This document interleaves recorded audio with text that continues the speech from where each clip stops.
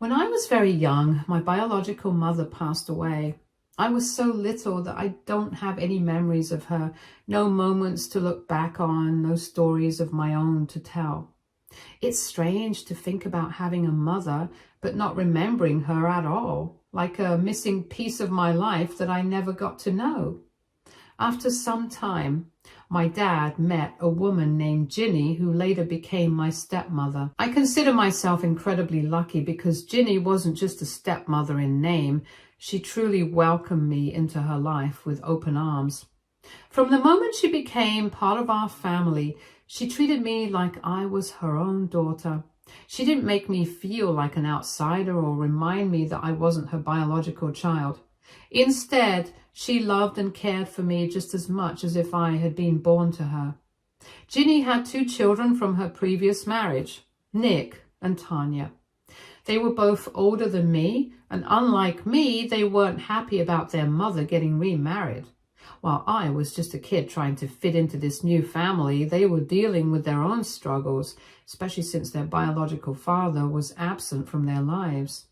He didn't seem to care about them, and I think that hurt them deeply. Instead of expressing their pain in a healthy way, they often took out their anger and frustration on the rest of us. Growing up in that household wasn't always easy.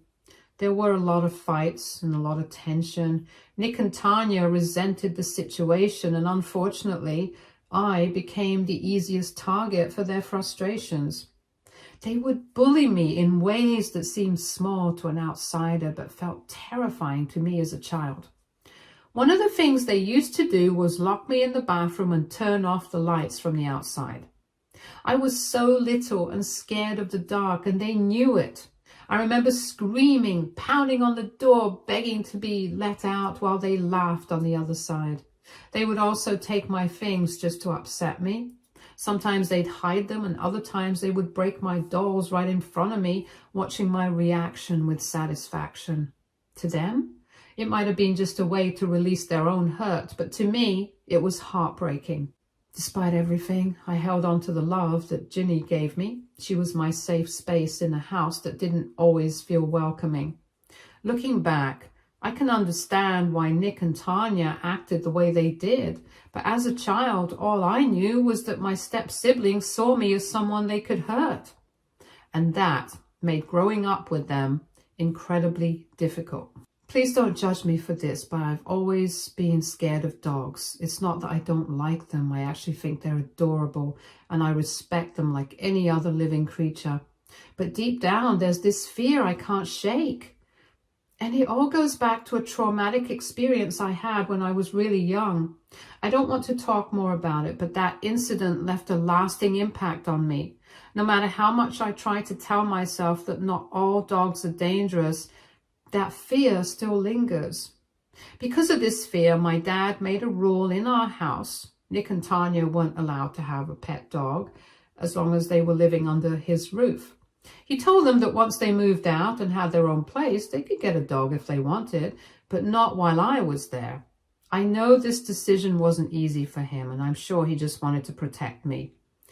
But to Nick and Tanya, it felt like a punishment, and they were furious. They saw it as another reason to resent me, another way in which I had ruined things for them. They never let me forget it. Almost every day they reminded me that I was the reason they couldn't have a dog. Their words were cruel. They told me I wasn't even worth more than a dog, that they wished they could just put me down like an unwanted pet. I was just a kid, and hearing things like that from my own step-siblings hurt more than I could explain. Through all of this, the one person who never turned her back on me was Ginny. No matter how much her own children resented me, she always stood by my side. She was incredibly kind and caring, and she spent a lot of time with me, making sure I never felt completely alone in that house. She was the mother I never had the chance to remember, and I cherished every moment with her. But Nick and Tanya hated that too. Seeing their mother so close to me made them even angrier. They felt like she was being unfair, like she was choosing me over them. They would fight with her constantly, arguing that it wasn't right for them to have to share their own mother with me. They would say things like, Why does she get to take up so much of your time? And if only she had never been born, everything would be better. Their words cut deep, and even though I tried to block them out, they still hurt. Ginny and my dad never gave up on trying to fix our family. They knew things weren't right, and they wanted to help us all get along, so they made us go to family therapy. They hoped that by talking things out, we could find a way to live together peacefully. But no matter how many sessions we attended or how much effort they put in, nothing really changed. The tension in the house never went away. Nick and Tanya were stubborn, bratty, and rude. They acted like they could do whatever they wanted, whenever they wanted to, without consequences. In their minds, the fact that their biological father was absent gave them the right to be angry at the world all the time. And instead of directing that anger towards the man who had actually abandoned them, they took it out on everyone else.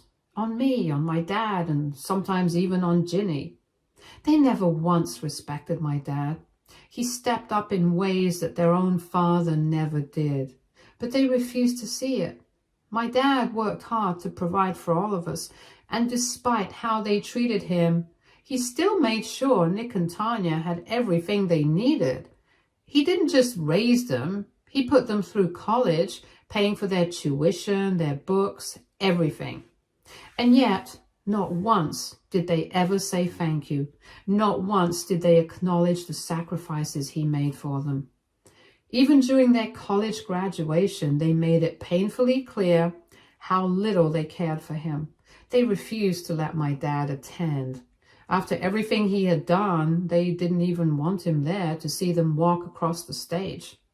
Ginny had to go alone. And the worst part, they did invite their biological dad.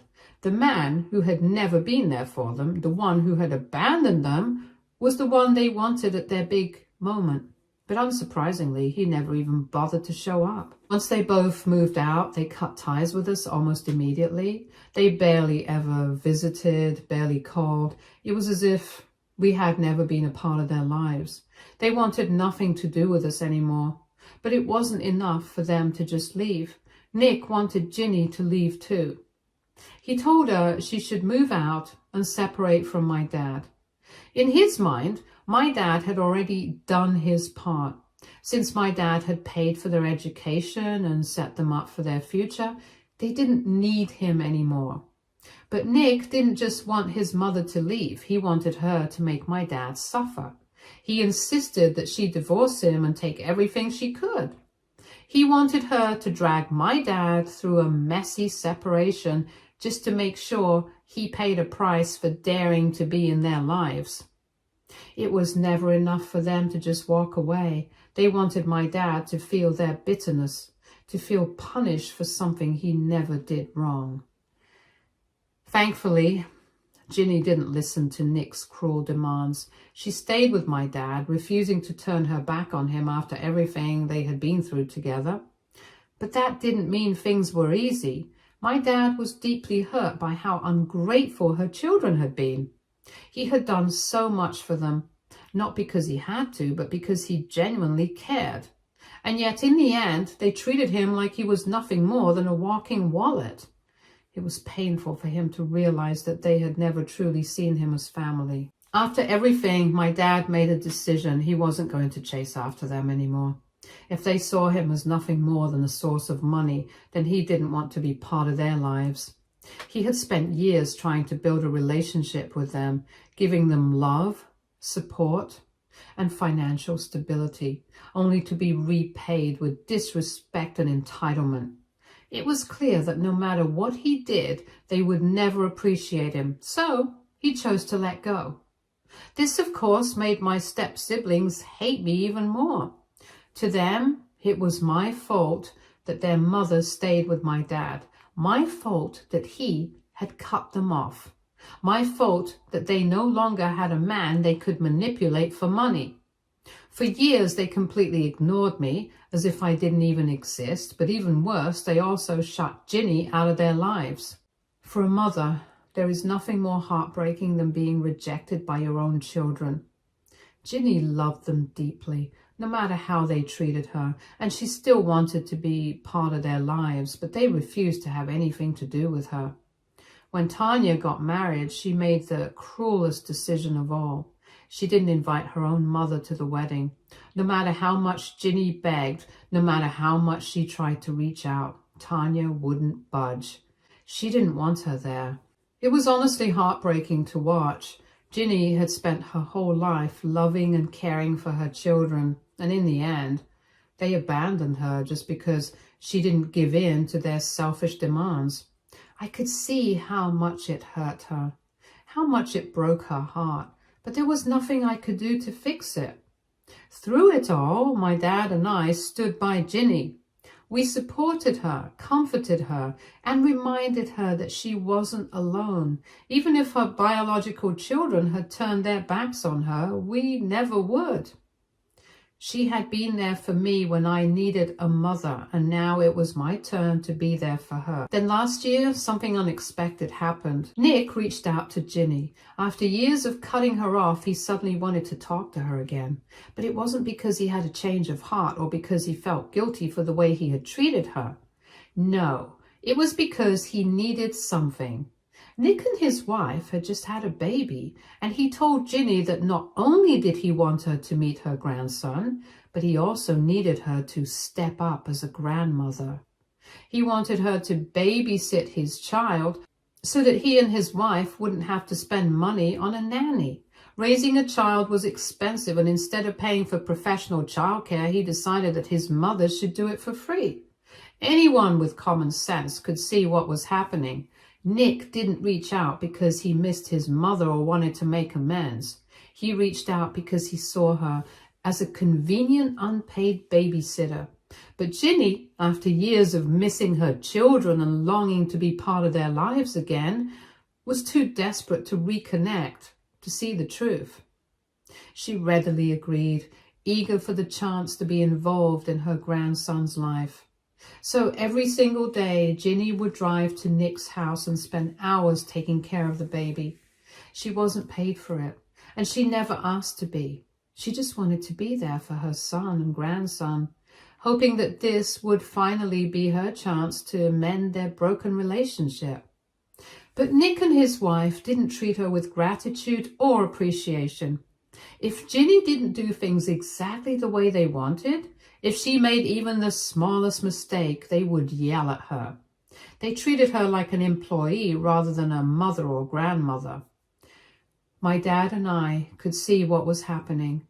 We told Ginny over and over again that she was being taken advantage of. We reminded her that Nick had ignored her for years, that he had cut her out of his life without a second thought, and now he was only back because he needed free childcare. But no matter how much we warned her, she wouldn't listen. She wanted so badly to believe that her son finally cared about her again, and that hope blinded her to the reality of the situation. During this time, I was in college and no longer living at home, which naturally created some distance between me and Ginny.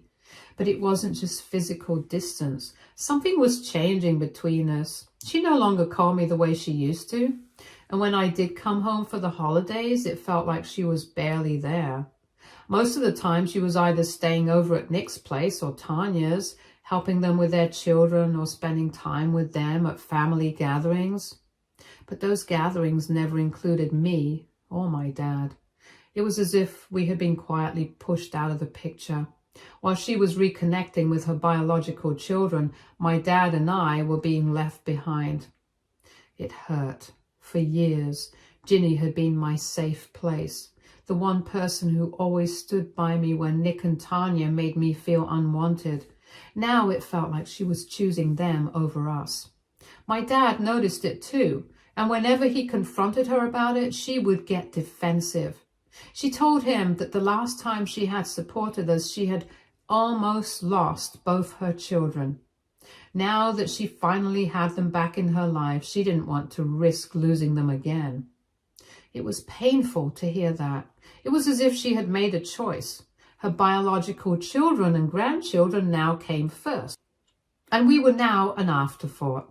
My dad, The man who had stood by her through everything, who had loved and supported her unconditionally, was suddenly not as important anymore.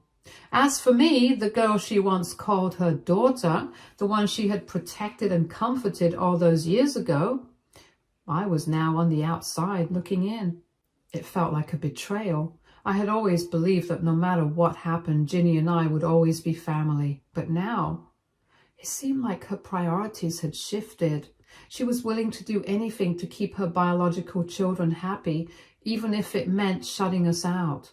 And that realization hurt more than I could ever put into words. Ginny didn't even bother attending my college graduation, even after I personally invited her. I tried not to take it too hard, telling myself that maybe she was busy or had other things going on. But deep down, it hurt. It felt like another sign that our bond was slipping away. Thankfully, my dad was there for me. He cheered me on, taking pictures, made sure I felt special on my big day. His presence meant everything to me. But I couldn't shake the sadness that came with knowing Ginny had chosen not to be there. After graduation, I got a job in a new city, which meant I had to move. My dad was incredibly supportive. He helped me pack, travel, and settle into my new apartment. But Ginny? She never even called. Not once did she check in to see how I was doing, ask if I needed anything, or even wish me luck on this new chapter of my life. It was as if I no longer existed in her world. I didn't want to believe that she had completely shut me out, so I kept trying. I called her, sent her messages, tried to stay in touch because despite everything, I still cared. I wanted to be there for her, just like she had once been there for me. But no matter how much I reached out, it felt one-sided. What finally broke me, what made me realize that our relationship was truly over, was her birthday. She had a celebration, but she didn't invite me or my dad. It was just her and her biological children. She posted pictures all over social media, smiling with Nick and Tanya, and writing about how proud she was of her children. I can't even begin to describe how much that hurt. It wasn't just the fact she left us out. It was that she made it so clear that in her eyes, we weren't her family anymore. I had spent so many years thinking of her as my mother, believing that we had a bond that went beyond blood. But at that moment, I realized that maybe I had been wrong all along. Maybe I had never truly been her daughter in the way that I had always hoped. After that, I decided to take a step back. I had spent so much time trying to hold on to a relationship with Ginny, but it was clear that she had already let go. There was no point in forcing something that only I seemed to care about. Ever since then, she has never wished me a happy birthday or even checked up on me. No calls, no messages, nothing.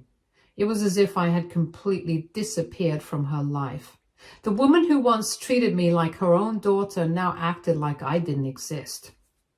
As for her relationship with my dad, it had changed too. At this point, they were more like roommates than husband and wife. There was no warmth between them anymore, no real connection. Ginny spent most of her time at Nick and Tanya's beck and call. She had become their personal babysitter, always on duty, always available whenever they needed her.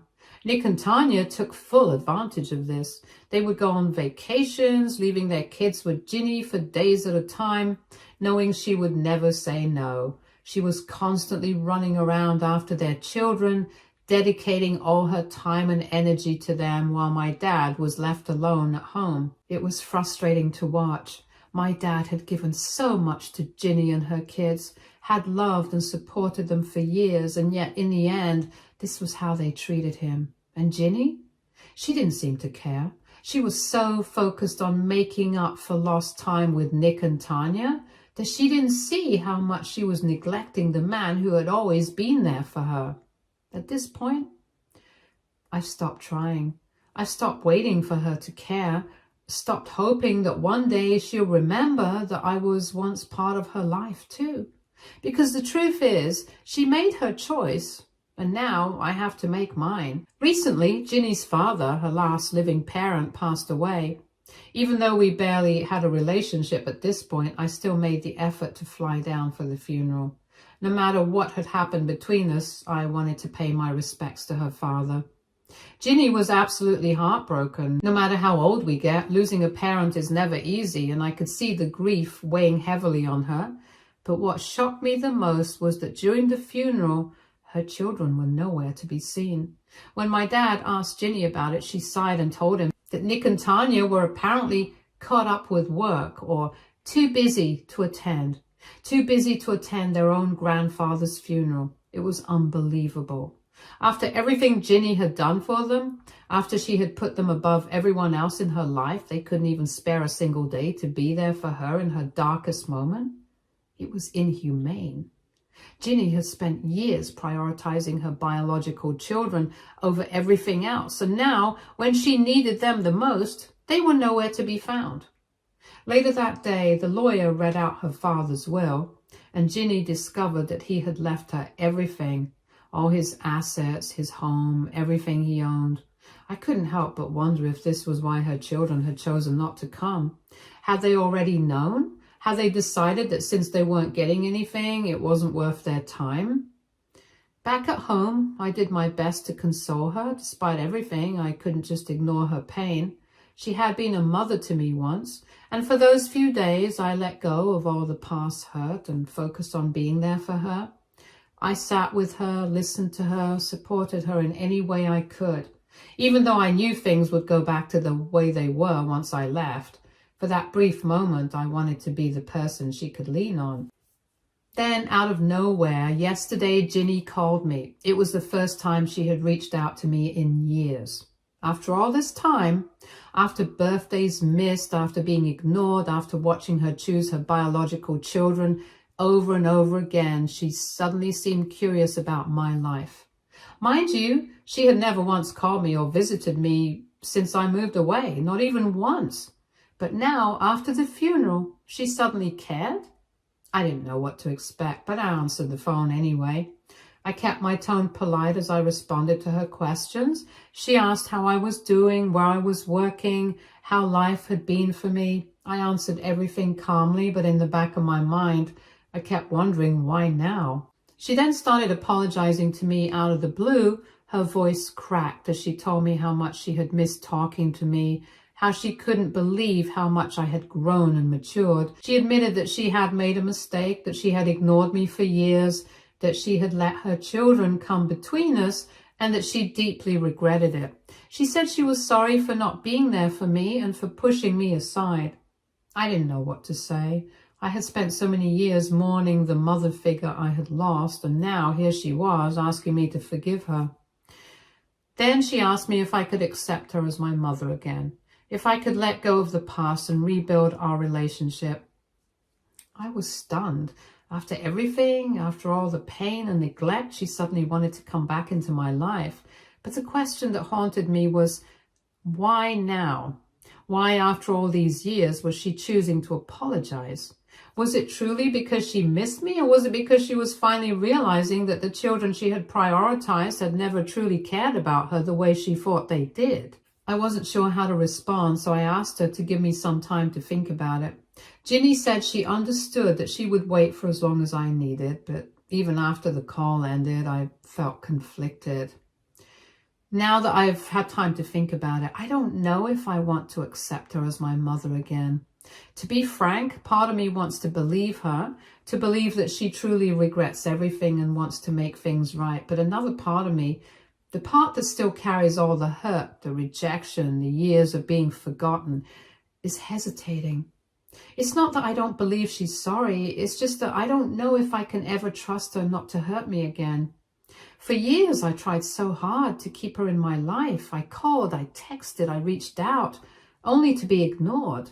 She never made an effort for me, not once. I watched as she built a life with the children who had bullied and mistreated me, while I was left behind like I never mattered. And now, when it seems like they have no real use for her anymore, suddenly I matter again? I don't know if I can open my heart to her. only to risk having it broken all over again.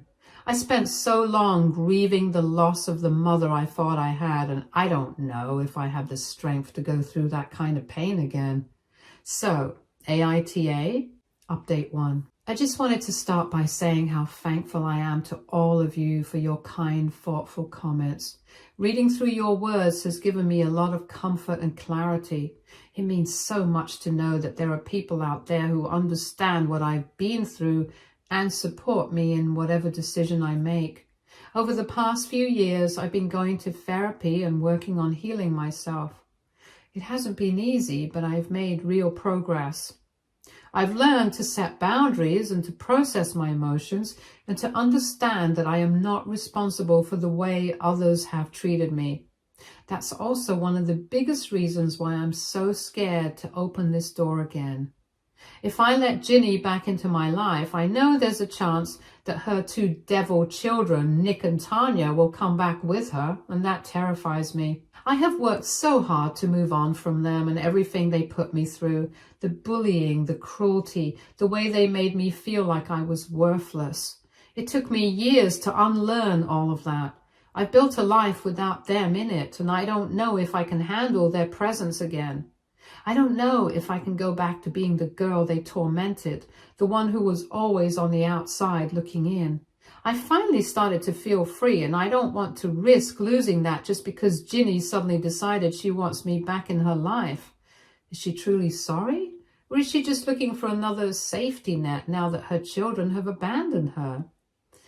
These are the thoughts that keep running through my mind. I just don't know what to do. Update 2. Okay, last night I had a long conversation with my dad and I told him everything, how Ginny had called me out of the blue, how she apologized for everything, and how she asked me if I could forgive her and accept her as my mother again. My dad listened quietly. When I finally finished talking, he let out a deep sigh and told me the truth. The real reason Ginny was suddenly feeling so nostalgic and missing me wasn't just guilt or regret. It wasn't because she had finally come to her senses about how she had treated me. It was because of money. After Ginny inherited everything from her father, Nick and Tanya found out, and unsurprisingly, they immediately started demanding their share. Apparently, they've been pressuring her non-stop, guilt-tripping her, manipulating her, and even outright demanding that she hand over a portion of the inheritance to them. My dad said that they'd been relentless, treating her exactly the way they used to treat him, like an ATM, like a resource to be drained until there's nothing left.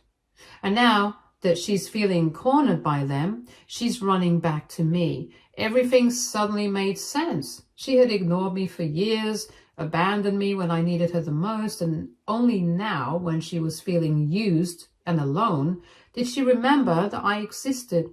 She wasn't reaching out because she genuinely wanted to fix things. She was reaching out because she needed another source of emotional support now that her children were treating her like trash. At the end, my dad said he didn't want to tell me what to do, but he urged that whatever was decided, I shouldn't be used by her the way she was used by them. Update 3.